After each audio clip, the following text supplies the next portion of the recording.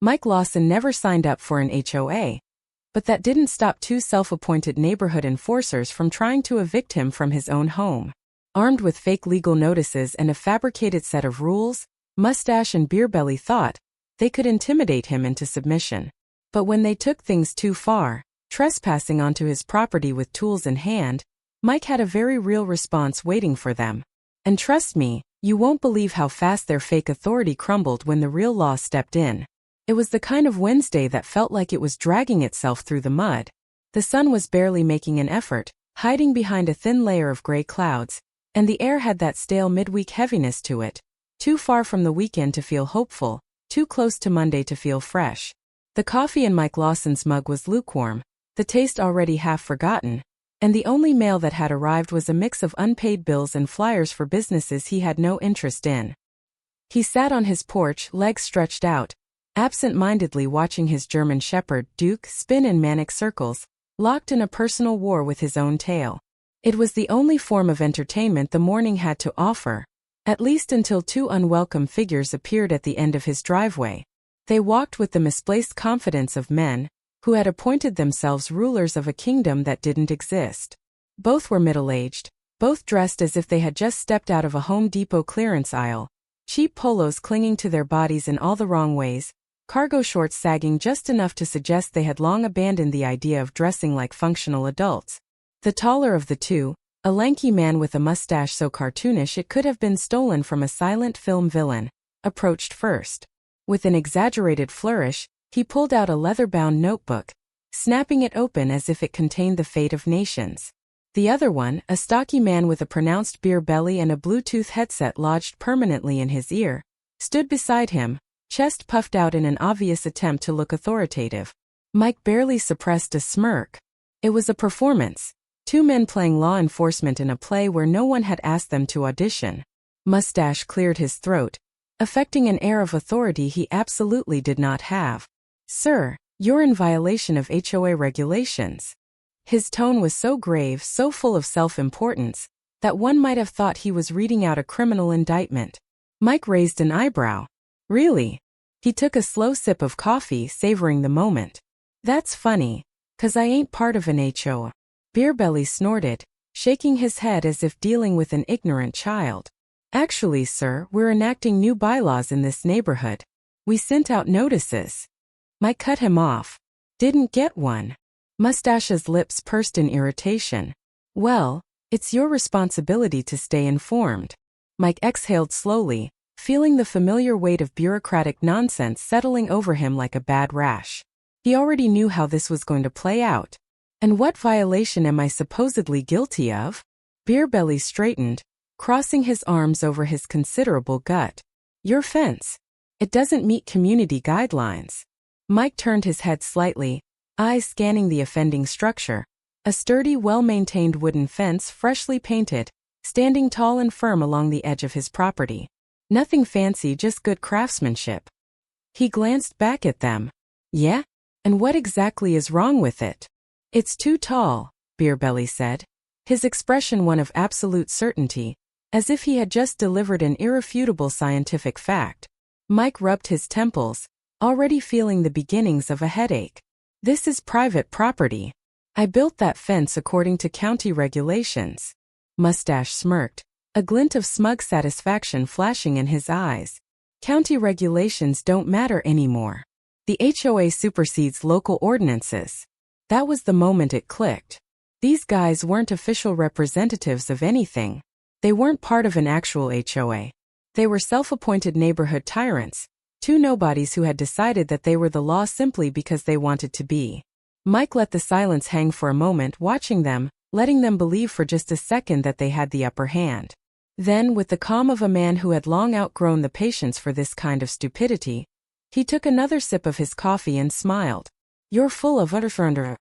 A week passed, and just when Mike Lawson thought the absurdity had reached its peak, his self-appointed neighborhood overlords proved him wrong. He pulled into his driveway after a long day, looking forward to a quiet evening, maybe a beer on the porch with Duke at his feet. But as he stepped onto the front stoop, his eyes landed on a glaring red notice taped to his front door. "Eviction notice." You have 72 hours to comply or vacate. For a solid 2 seconds he just stood there staring at it, waiting for his brain to process the sheer stupidity of what he was looking at. Then he laughed. Not a chuckle. Not a scoff. He threw his head back and laughed like a man who had just witnessed the dumbest crime in human history. These idiots actually thought they could evict him from his own damn house. Still shaking his head, he ripped the paper off the door, crumpled it in his fist, and turned on his heel. If they wanted to play games, fine. He was done entertaining the circus from a distance. Mustache was about to get a house call. Mike stomped across the street, his boots heavy on the pavement.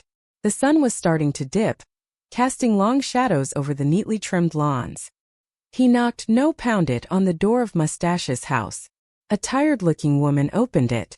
Her eyes flicked from his face to the crumpled paper in his hand, and her shoulders sank like she had already lost this fight before it even began. "Your husband home?" Mike asked. She sighed, wiped a hand down her face, and called over her shoulder. "Jeff, it's for you."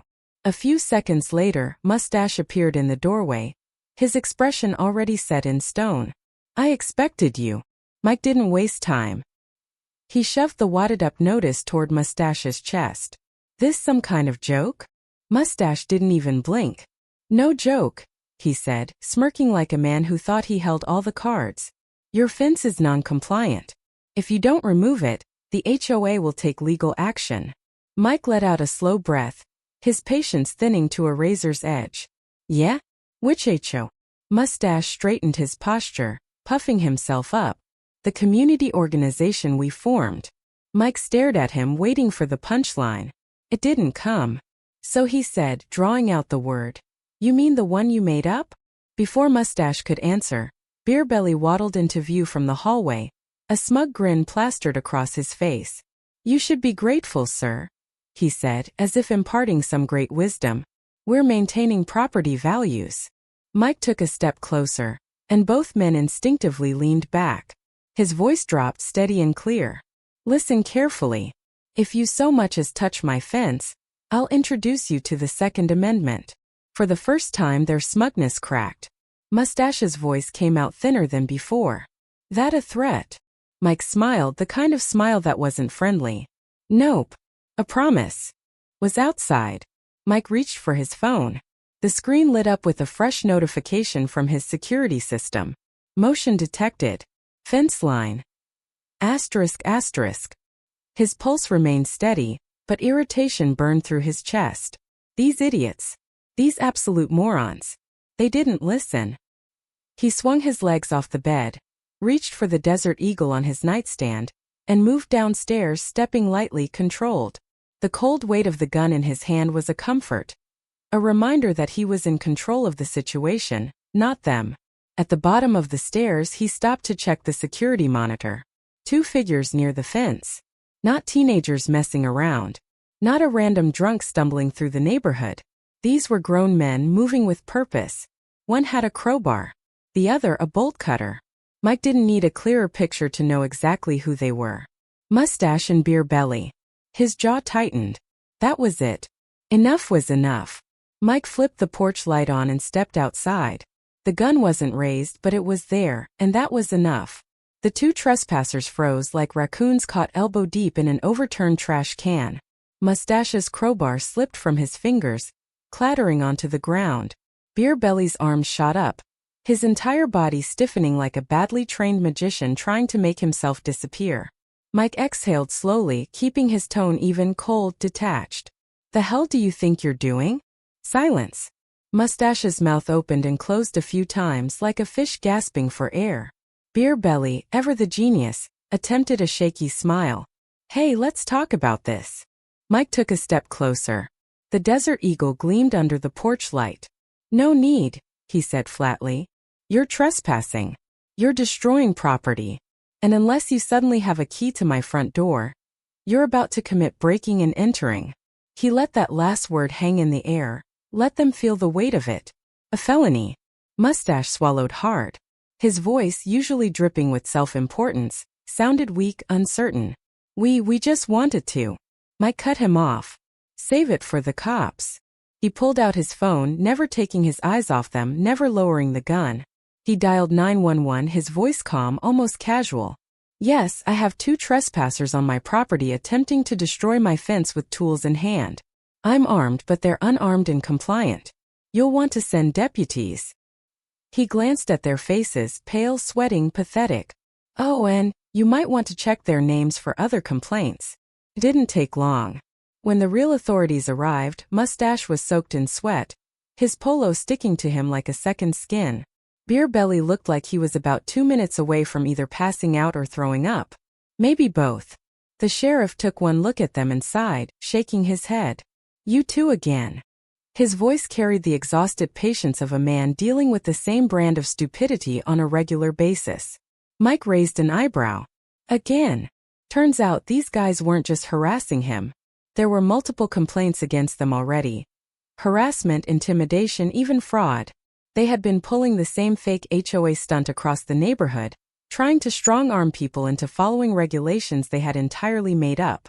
They had threatened an elderly couple down the street, fined a single mom for having the wrong shade of curtains, tried to force a veteran to comply with landscaping rules that didn't exist. And now they had broken onto the wrong damn property. The sheriff turned back to them, his face hardening. You really thought this was going to work? Neither man answered.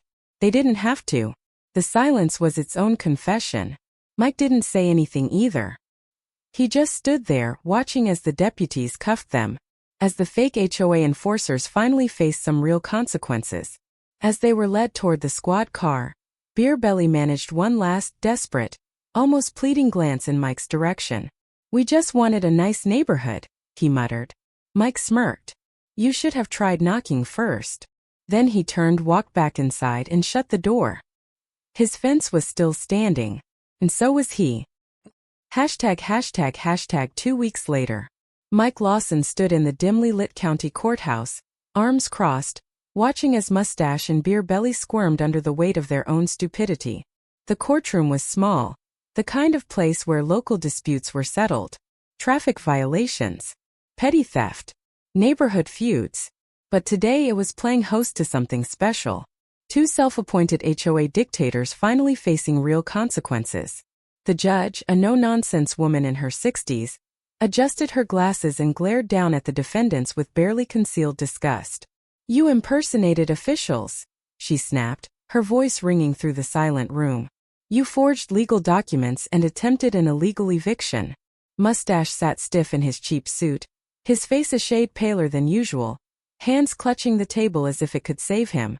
Beer Belly, squeezed into a jacket at least a size too small, was sweating through the fabric, his leg bouncing uncontrollably. The judge wasn't finished. Your self-appointed HOA is a complete fabrication. Nothing more than an excuse to harass and intimidate homeowners into complying with your made-up rules. She narrowed her eyes. Frankly, I find your actions predatory. The defense attorney, a tired-looking man who had clearly been paid just enough to pretend to care, cleared his throat. Your Honor, my clients acted with good intentions, he said, forcing a polite smile. Their only goal was to improve the neighborhood. The judge's head snapped toward him so fast it cut him off mid-sentence. Good intentions? She echoed, raising an unimpressed brow. They broke onto private property. They threatened homeowners with bogus fines and fake legal action. They illegally posted eviction notices on houses they had no authority over. She turned her attention back to the 2 men. You didn't improve anything. You tried to control people through fear. And now you're going to deal with the consequences. When it came down to sentencing, jail time wasn't on the table. But justice still hit hard. Hefty fines. Enough to make them regret ever printing out fake violation notices. Community service. Ironic, considering their so-called dedication to the neighborhood. Restraining orders. Meaning they couldn't come within 500 feet of Mike's property, or anyone else they had harassed. And the cherry on top? Their houses were put up for sale. Because as it turned out, their scams weren't limited to Mike. Once the sheriff dug deeper, it became painfully clear they had been pulling the same nonsense in other neighborhoods. Shaking down homeowners with fake rules, fake violations, and fake authority. Now they weren't just disgraced in court. They were being forced out of their own perfect community.